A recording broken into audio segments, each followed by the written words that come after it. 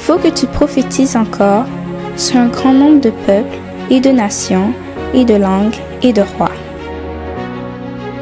Apocalypse 10, verset 11. ASJH 1889 du Cap Haïtien.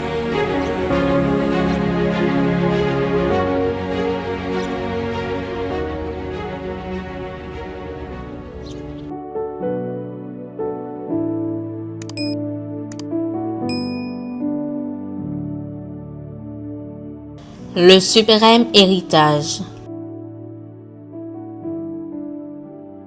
Une citation des témoignages de Sœur Ellen G. White.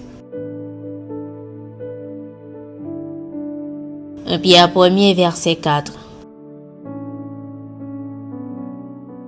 Pour un héritage qui ne peut ni corrompre, ni souiller, ni flétrir, lequel vous est réservé dans les cieux.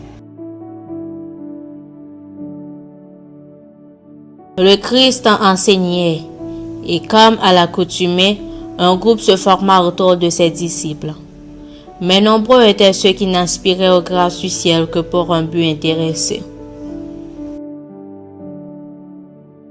Quelqu'un dit à Jésus du milieu de la foule, « Maître, dis à mon frère de partager avec moi notre héritage. » Luc 12, verset 13. C'est au milieu des instructions solennelles du Christ que cet homme vint exhiber son égoïsme. Il voyait tout le parti qu'il pourrait tirer de la puissance du Seigneur en vue de ses intérêts matériels. Mais les vérités spirituelles n'avaient eu encore prise sur son esprit et sur son cœur. Jésus offrait à cet homme les trésors de l'amour divin. Le Saint-Esprit le sollicitait de s'assurer un héritage qui ne peut ni corrompre, ni souiller, ni flétrir, mais ses yeux étaient fixés sur la terre.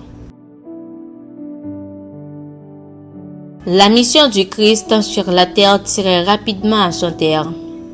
Il ne lui restait plus que quelques mois pour terminer l'œuvre qu'il était venu accomplir en vue de l'établissement du royaume de sa grâce. Cependant, la futilité des hommes s'efforçait de l'en détourner pour l'entraîner dans une dispute pour un lopin de terre. Mais Jésus ne se laissa pas détourner de sa mission. « Ô homme, répondit-il, qui m'a établi pour être votre juge ou pour faire vos partages ?» Le Christ dit virtuellement, « Il ne m'appartient pas de trancher le cas de ces gens. » Il était venu dans un tout autre but, en vue de prêcher l'Évangile et d'amener ainsi les hommes à la connaissance des réalités éternelles. Voici le mandat qu'il a donné aux 12 en les envoyant dans le monde. Allez, prêchez, et dites le royaume des cieux est proche. Matthieu 10, verset 7. Les apôtres ne devaient pas s'occuper des différents ordres purement temporels. Leur mission était de réconcilier les hommes avec Dieu. C'est en s'appliquant à cette tâche qu'ils pouvaient être en bénédiction à l'humanité.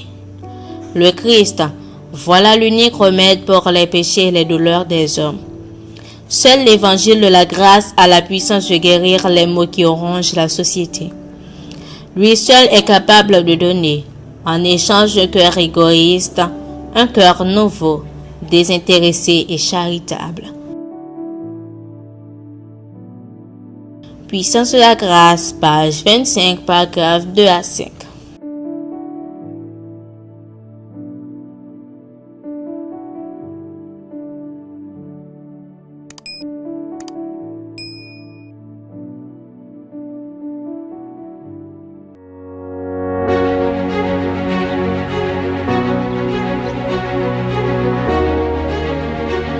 Il faut que tu prophétises encore sur un grand nombre de peuples et de nations et de langues et de rois.